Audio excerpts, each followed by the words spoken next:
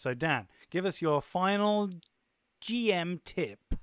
I'll keep this one as a fairly simple one. This actually relates to Watchers in the Dark a little bit, I think, and it's to be aware of the power of the rule of cool.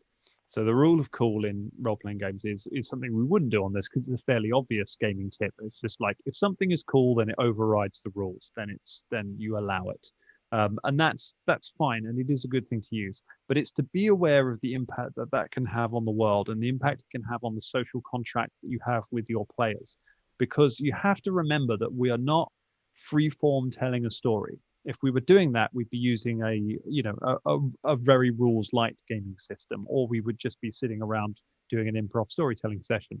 We are playing a game with rules, and we have all agreed that we're going to play by those rules.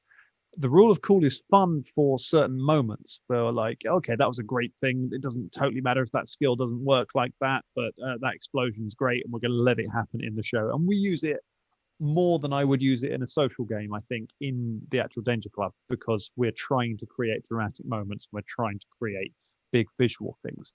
But bear in mind that you need to make sure that everyone in your group is down with that, because you have different types of players. And if you have a player who is very, very creative and very verbose and likes overly describing stuff that they're doing, then giving them mechanical advantages in return for describing those things is potentially placing a tax on the player who isn't that creative minded, and who knows their stats and knows their skill combos and knows how they want to play this game. And they're like, okay, I've set up this thing. I'm going to use this. I'm going to make a move action here. Then I'm going to use this feat. And then I'm going to activate my magic item. And on the third round, I'm going to do this much damage, which is going to kill the villain. And that's going to be really satisfying to me.